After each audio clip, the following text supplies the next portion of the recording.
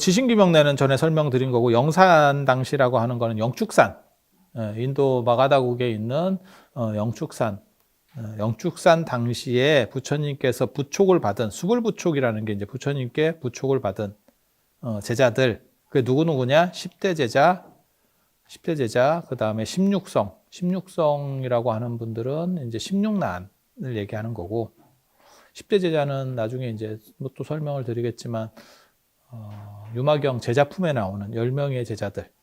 그 다음에 500성은 500난.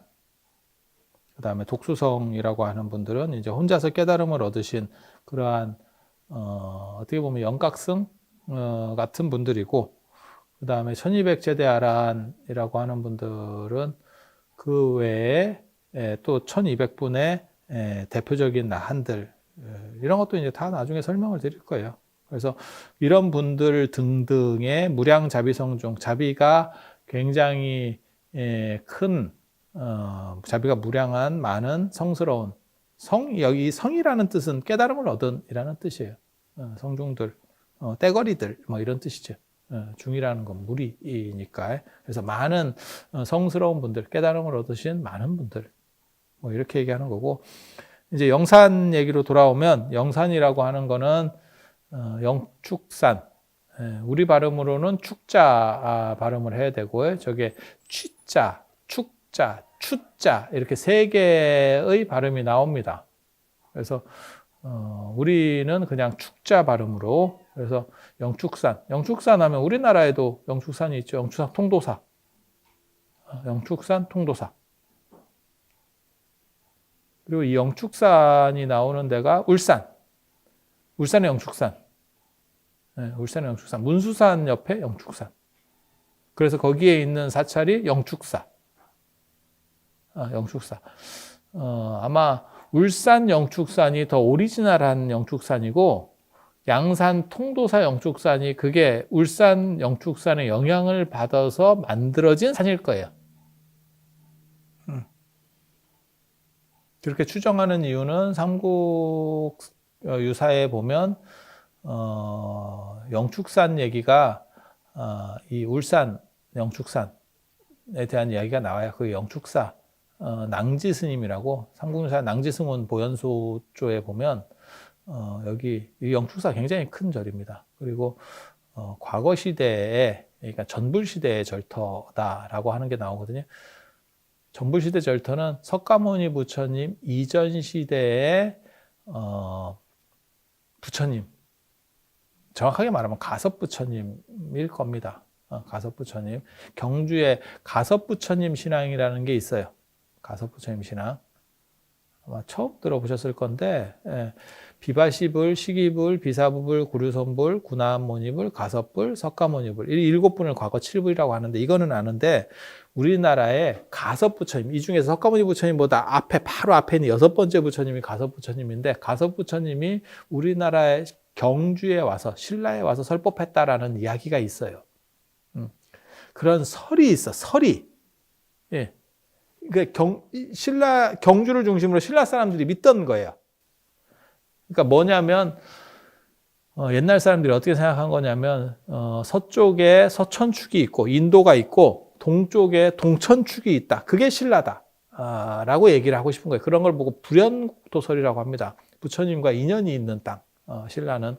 신라의 어떤 정통성, 그 다음에, 신라야말로 진짜 부처님의 불국토가 이루어지는 세계다. 그게 나중에 이제 불국토가 이루어지면 불국사가 되는 거고.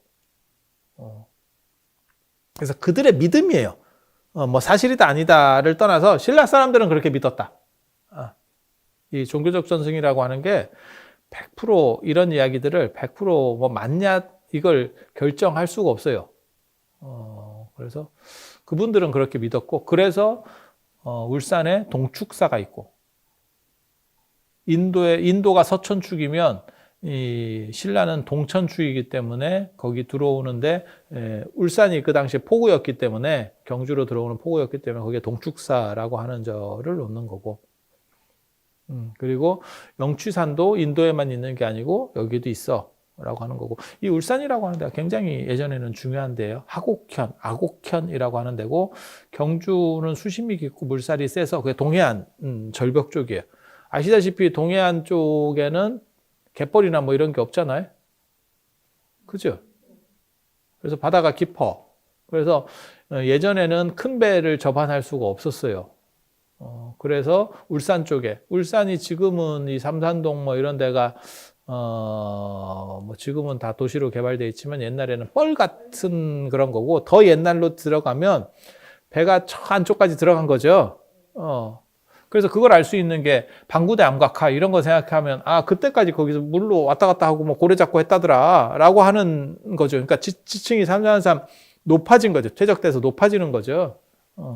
그런 식으로 생각을 해보면 여기는 배 대기가 좋았고, 그래서 배 대는 위치가 제일 중요한 배 접안하는 시설이 있는 데가 어디냐면 태화루예요. 지금 태화루. 그쪽에 배를 대고, 그쪽에서 쫄쫄쫄 올라가서 그 근처에서 배를 대고 그걸로 딱 들어가서 거기가 영빈관, 큰 신라 호텔이 그 태화사 안에 신라 호텔이 있는 거예요. 태화사라는 큰 절이. 그래서 제가 늘상 말씀드리지만 이 태화사를 누가 관리하느냐가 그 당시 거의 넘버 2였다. 그래서 그 태화사랑 관련돼서 처음 관리자가 자장 스님이었고, 두 번째 관리자가 누구냐면 김춘추입니다. 그게 다 2인자들이에요. 왕 밑에.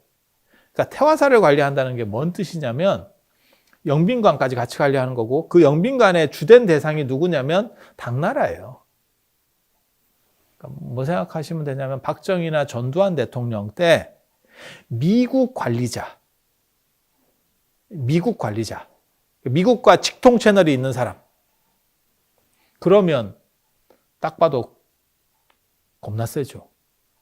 누가 봐도 겁나 세죠. 그래서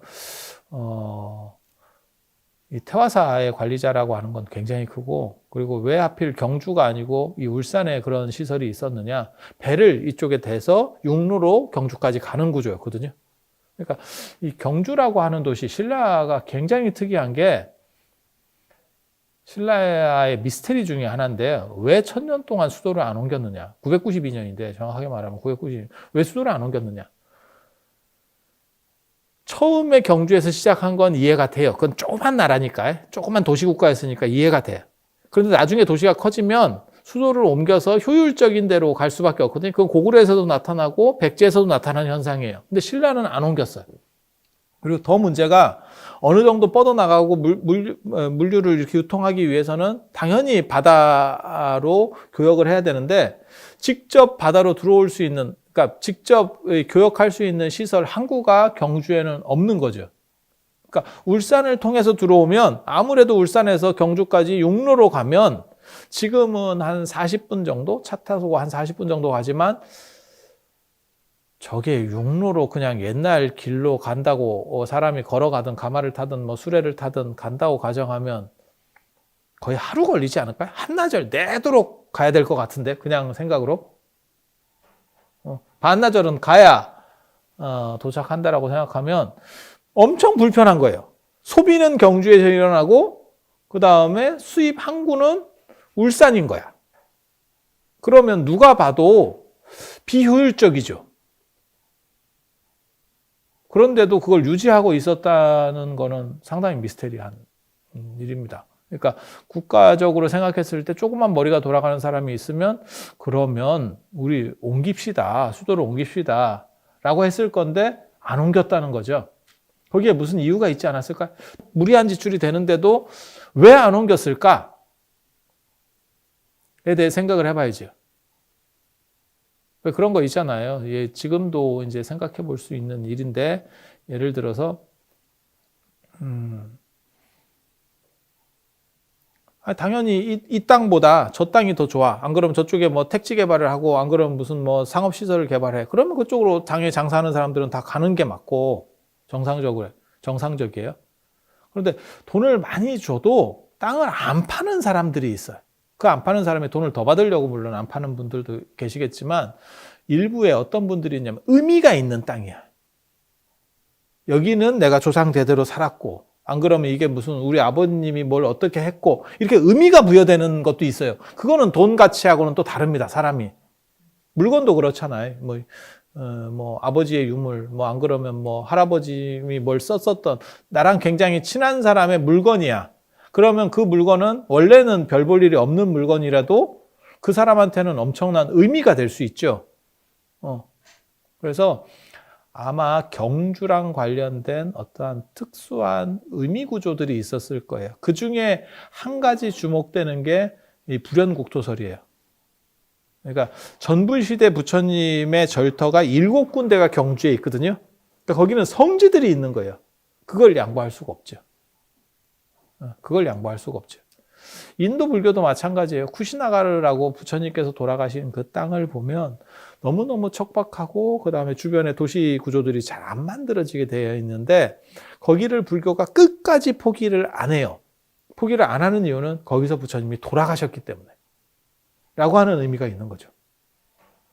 우리식으로 말하면 조상 선산은 그 집안이 망하기 전까지 포기할 수가 없죠.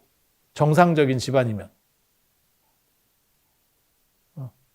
물론 우리는 묘자리이기 때문에 이장을 하면 됩니다. 왜냐하면 자리가 중요한 게 아니고 그 안에 있는 유골이 중요한 거기 때문에 그럼 옮기면 되는 거 아니에요? 라고 할 수 있어요.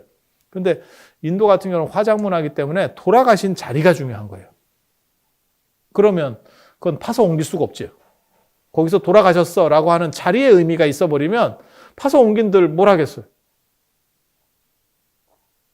물론 지금도 사실 그런 문제들이 우리 주변에 있어요. 이제 올해 이제 윤달이 들었으니까 이제 묘 이장하시고 이런 분들이 있을 건데 이장하시는 과정에서 뭐 이렇게 화장이 이제 오래되신 분들 뭐 화장하고 뭐 이런 거 하잖아요. 근데 파보면 안 나오는 경우도 있습니다. 너무 오래되신 분들은 이미 다 이제 삭은 거죠. 한마디로 얘기해서 이렇게 부패가 진행이 돼서 그러니까 돌아가신 지 얼마 안 된 분들은 이장을 하면 유골이 어느 정도 이렇게 추스려지잖아요. 그런데 오래되신 분들은 아니 당연한 얘기잖아요. 그거는 그냥 누가 생각해도 뭐 오래됐는데 살아있는 것처럼 나오면 그것도 무서워요. 그런 자리가 있어요. 그럼 그 자리가 명당이냐? 아닙니다. 그게 굉장히 흉한 자리입니다. 그냥 상식적으로 알아두실 거는 명당은 뼈는 남고 살이나 근육은 빨리 썩는 자리가 명당. 명당이 되는 거고 미라 나오는 자리 최고로 안 좋은 자리입니다. 최고로 안 좋은 자리. 그러니까 문화가 다릅니다. 중앙아시아나 안 그러면 이집트 같은 데서는 미라라고 하는 부분을 좋아해요. 긍정해요. 왜 미라를 긍정하냐면 미라를 긍정하는 가장 큰 이유는 부활하게 해야 되기 때문에 그래요. 부활하는데 내가 뼈만 있어. 그러면 뼈만 부활하면 해골병사가 되잖아요. 그러니까 그거는 부활 대상에서 안 되는 거죠. 그러니까 어떻게 해서든지 육신을 남겨야 살까지 다 남겨야 되는 거죠. 그게 미이라를 숭배하는 구조. 그리고 제가 전에도 그런 얘기는 뭐 잠깐 해드렸지만 미이라가 많이 나타나는 지역에 부활 문화가 있어요. 그리고 그게 미이라가 많이 나타나는 지역의 특징이 고온 건조지대예요. 고온 건조지대는 그래서 그런 얘기 있잖아요. 이집트의 피라미드 주변에 미라 많이 나온다고. 굳이 그렇게 방부 처리를 안 하더라도 미라 어떻게 만드는지 아세요? 그 정확하게 나오죠. 헤로도토스의 역사라는 데 보면 미라 어떻게 만드는지 나오죠. 뇌를 코 쪽으로 해서 이렇게 끄집어내고, 어차피 썩는 거는 정해져 있거든요. 뇌하고 장기예요. 그리고 장기도 어디가 썩냐면, 정확하게 말하면 어디가 썩냐면 음식물이 썩습니다. 음식물이 제1부패예요. 그래서 돌아가실 때 음식물 섭취를 잘 못하시고 돌아가신 분들이 부패 속도가 느립니다. 그러니까 덜 소화된 게 위나 이런 데 있으면 그게 쏟고 있었으니까 거기서 부패가 진행돼서 장기를 다 이렇게 먹는 거죠. 그냥 뭐 상식적으로 생각해도 딱 그럴 것 같잖아요. 그래서 제일 빨리 썩는 데가 몸 안에서는 내장, 이런 장기 쪽, 그 다음에 뇌도 이게 약간 순두부 같은 그런 거라서 이게 빨리 썩어요.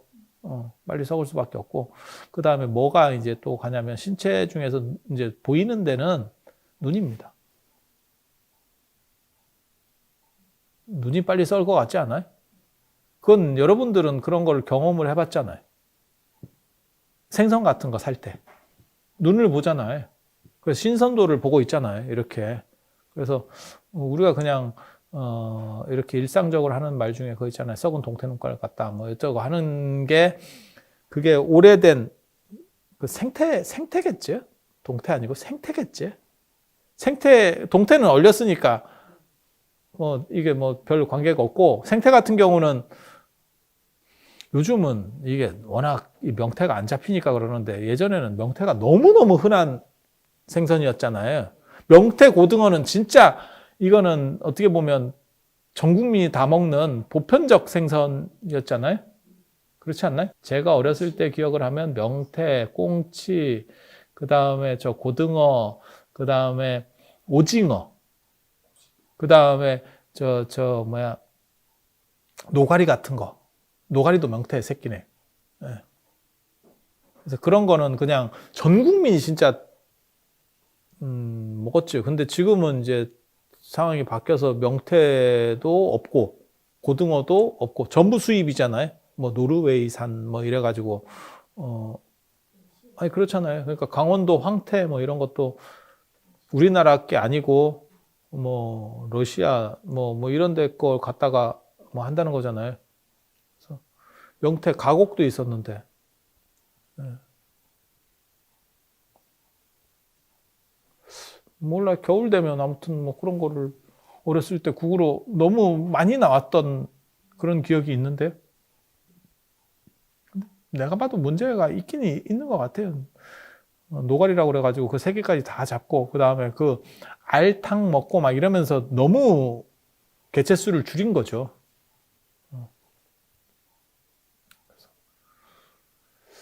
그래서 그런가 싶기도 하고. 아무튼 그 생태도 신선도를 볼 때 일반적으로 이렇게 보면 시장에서 눈을 봤죠.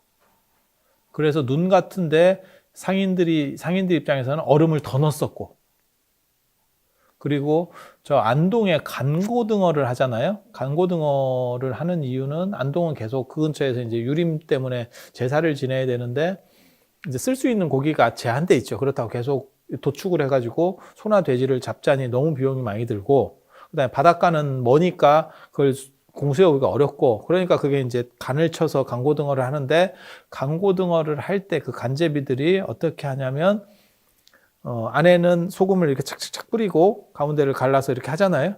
그리고 눈에는 소금을 한 번 더 넣습니다. 왜? 눈이 빨리 부패하니까.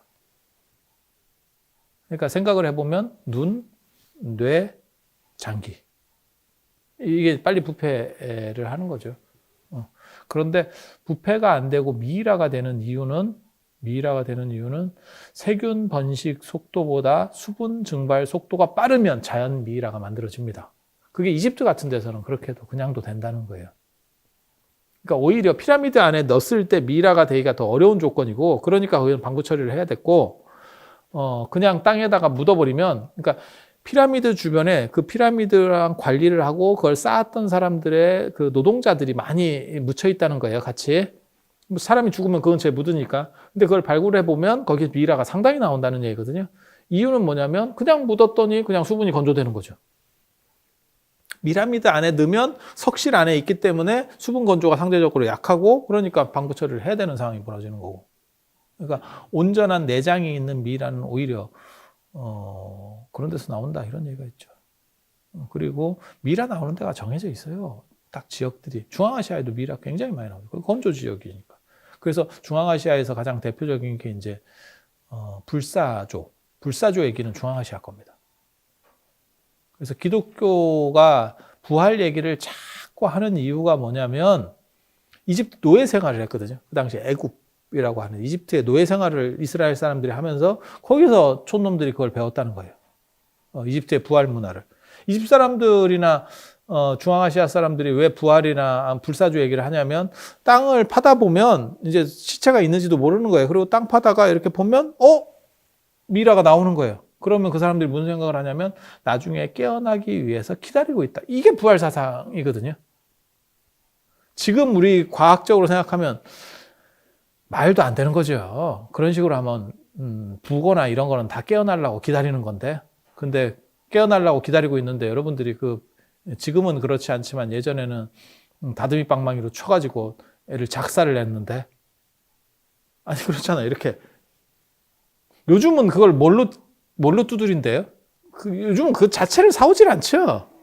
옛날에는 근데 그게 너무 진짜 단단해서 두드릴 게 있어야 됐고, 두드릴 수 있는 게 그 다듬이 돌이 다 있었으니까 거기다가 이렇게 하잖아요. 다듬이 돌로 쓰는 집도 있고, 그게 박달나무로 쓰는 경우도 있어요. 요 밑에 그 받침대로 쓰면 그게 나무가 굉장히 좋은 나무라는 거예요.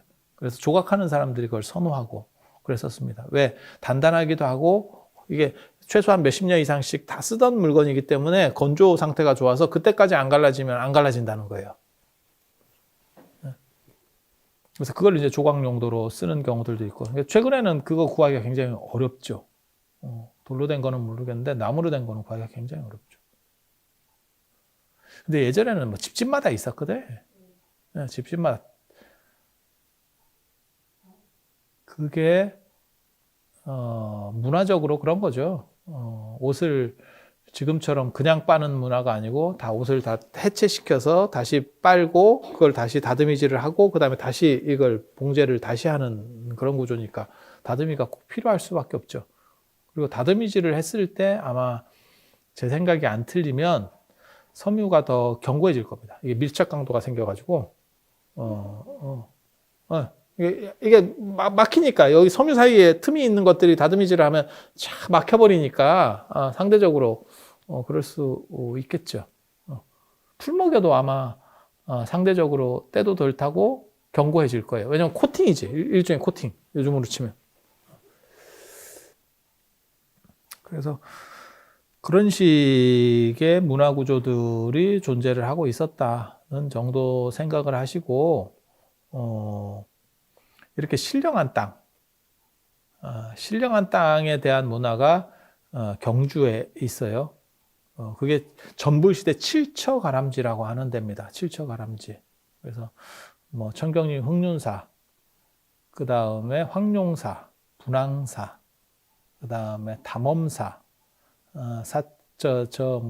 영흥사, 그 다음에 어디야, 영묘사, 사천왕사, 이렇게 해서 칠처가람지 7군데. 가장 중요한. 그래서 그런 메인 땅들이 있기 때문에 이 땅을 떠날 수 없어라는 생각을 경주 사람들이, 신라 사람들이 했을 수 있다는 거예요. 그런데 특이하게도 이런 땅 외에 전불시대 가람지라고 나오는 데가 울산의 영축사지예요. 영축사지. 그리고 거기가 영축사였었고요. 그리고 그 영축사하고 기운이 통하는 데가 중국 산서성 오대산 안에 영축산이 있어요. 큰 산이 있으면 그 안에서 산 이름이 또 만들어지는 경우들이 있습니다. 우리가 경주 남산 이렇게 부르지만, 경주 남산 안에 올라가 보면 금오산이 있어요. 남산 안에 있어, 안에. 그 금오산 안에 용장사라는 절이 있고, 그 용장사에서 글을 쓴 게 김시습의 금오신화예요. 금오신화. 금오산에서 썼다 그래서 금오신화.